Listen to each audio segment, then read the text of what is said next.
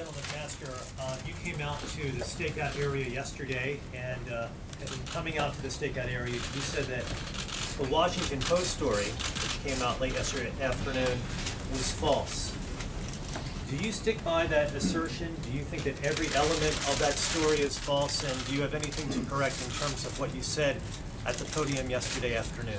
No, I stand by my statement that I made yesterday. And what I'm saying is really the premise of that article is false, that in any way the president had a conversation that was inappropriate or that resulted in any kind of lapse in national security. And so I think the real issue, and I think what I'd like to see really debated more, is that our national security has been put at risk by those violating confidentiality and those releasing information to the press that could be used connected with other information available to make American citizens and others more vulnerable. The General was classifying information released. General was classifying information released. Sir, can you tell us if Prime Minister Netanyahu will join President Trump at the Western Wall? And does the President believe that the Western Wall is part of Israel? It's part of his what? I'm sorry. No Israeli leaders will join President Trump to the Western Wall. He's going to the Western Wall mainly in connection with the theme to connect with three of the world's great religions and to advance, to pay homage at each of these religious sites that he's visiting, but also to highlight the theme that we all have to be united against what are really the enemies of all civilized people, and that we have to be joined together with an agenda of tolerance and moderation. General, I just want to try to dig into some details of this reporting on the president's conversations with the Russians. Are you denying that he revealed information that was given to the U.S. by an intelligence partner? So what we don't do is discuss what is and what wasn't classified. What I will tell you is in the context of that discussion, what the president discussed with the foreign minister was wholly appropriate to that conversation and is consistent with the routine sharing of information between the president and any leaders with whom he's engaged. Was it information the U.S. received from an intelligence partner? I'm not going to be the one to confirm that sort of information that could jeopardize our security. U.S. allies that do have these type of intelligence sharing relationships with the U.S. will stop providing that information? No, I'm not concerned at all. That conversation was wholly appropriate to the conversation, and I think wholly appropriate what the expectations are of our intelligence partners. If I can follow on that, General, have you reached out to foreign partners who might have contributed such information to the U.S. and talked to them about it, tried to reassure them? If so, what was their reaction? I have not, and I'm not sure what conversations have been held about that. Carol. Going back to what you were saying earlier, if there was nothing that the president shared that he shouldn't have shared, why did his counterterrorism advisor contact the NSA and the CIA about what he had said? You know, I would say maybe from an overabundance of caution, but I'm not sure. I mean, I've not talked to Mr. Bossert about that, about why he reached out. But you were there, so what presumably you would understand why there was a reason to reach out. Sure, I was in the room. The Secretary of State was in the room, as you know. The Deputy Assistant, the Deputy Advisor for National Security, Dina Powell for Strategy, was in the room, and none of us felt in any way that conversation was inappropriate. General, thanks, Sean. General, can you tell us, when was the decision made to share that information with the Russians? Did the president spontaneously on the spot decide to give that information over, or was there an interagency process or some kind of formal decision-making process in advance of that meeting with the Russians last week? Well, as you know, the president, it's wholly appropriate for the president to share whatever information he thinks is necessary to advance the security of the American people. That's what he did. As to your question on had that information been shared previously, I'm not sure about that. When did he make that decision, though, sir? When did he make the decision? When did he make the decision to share the information? He made the decision in the context of the conversation, which was wholly appropriate. So let's just, I think it's worth recapping one thing here. The president was meeting with the foreign minister about the terrorist threat. He had also raised some difficult issues. What we expected in terms of different behavior from Russia in key areas like Ukraine and as in Syria. But then the president was emphasizing, hey, we have some common interests here. We have to work together in some critical areas, and we have an area of cooperation with transnational terrorist organizations, ISIS in particular, an organization that had already taken down a Russian airliner and murdered over 200 people in October of 2015.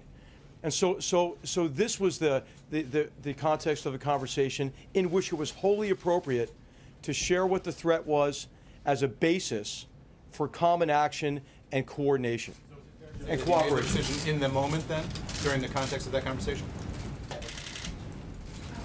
Excuse me. I want to follow up first with Jennifer's question, which you didn't answer about the Western Wall being part of Israel.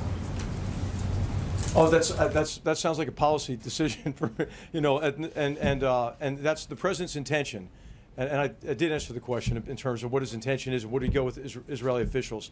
The president's intention is to visit these religious sites to highlight the need for unity among three of the world's great religions. Unity in confronting a very grave threat to all civilization, and unity in embracing an agenda of tolerance. Can I finish? Can I get to the question that I had, please? Did the president reveal a city?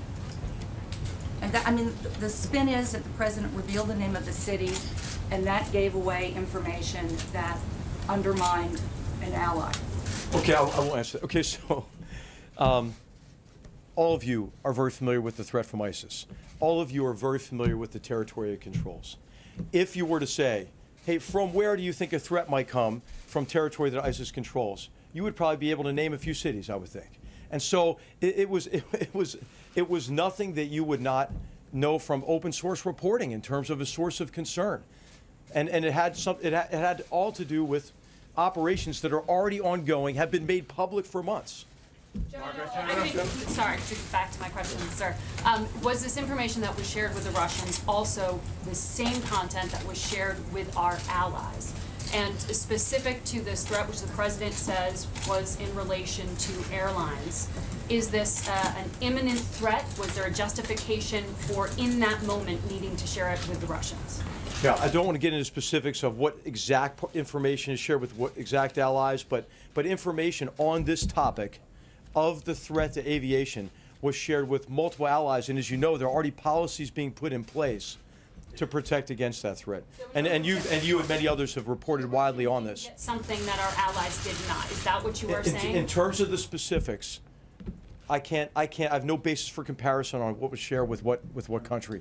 But I will tell you that it was our impression of all of us that were in the meetings, I've mentioned already, that what was shared was wholly appropriate given the purpose of that conversation and the purpose of what the president was trying to achieve through that meeting. But there's no imminent threat. General, when you came out after the story broke, you said that the president did not disclose any sources or methods. He did not reveal anything about military operations.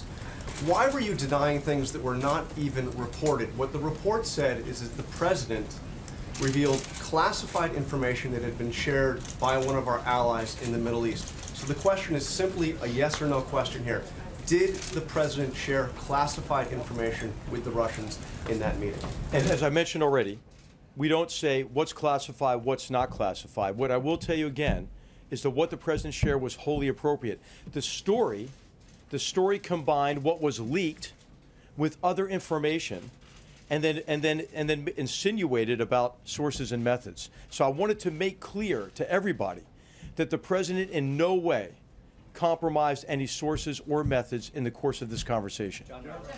General, you do say, though, that national security has been put at risk by the leak of this. Do you have any idea how this got out, and what steps are you taking by virtue of discovering this, as you did, to try to limit the potential for any more leaks of national security information? I think national security is put at risk by this leak and by leaks like this. And there are a number of instances where this has occurred. And I think it's important to investigate these sort of things and to make sure that we have trusted organizations across our government that allows for the free sharing of information and collaboration. I mean, in terms of national security, what is critical is that you can assemble the experts you need. You want a bigger group, right, for any of these complex problems because you need their expertise. You need the tools that they bring to bear from different agencies and departments. And so what we really have to do is make sure we have a very high degree of confidence in all of our organizations and all of our systems and processes so we can do what we need to do for the president, which is give him our best advice, and give him options to deal with these very complex problems. Clearly, you can't have that confidence by virtue of what happened yesterday. So do you have an idea of how this got out, and how can you tighten up the ship, as it were, to ensure, from your perspective at least, that this stuff doesn't get out? Well, I think it's incumbent on all of us to bring in the people with the right authorities and the right mandate to take a look at how this leak occurred and how other breaches may have occurred as well. General McMaster. Thank you. General McMaster, to put a finer point on it, is there now an active investigation into how this information was leaked? And can you tell us about who's running that investigation? And I also would like to ask you, given that President Trump is now going to be meeting face-to-face with literally dozens of foreign leaders, if there are sensitivities to his discretion in what sort of information to decide to declassify, how is that something that you were advising him ahead of this foreign trip? Yeah. Well, I mean, there are no sensitivities in terms of me or anybody who's been with the president in many of these engagements. He shares information in a way that is wholly appropriate. And I should just make maybe the statement here that the president wasn't even aware, of where this information came from. He wasn't briefed on the source or method of the information either. So I'm sorry, this is going to be the last question because we do have the president of Turkey coming, I think momentarily. Thank you very much. We contradict you, General. We have more questions, General.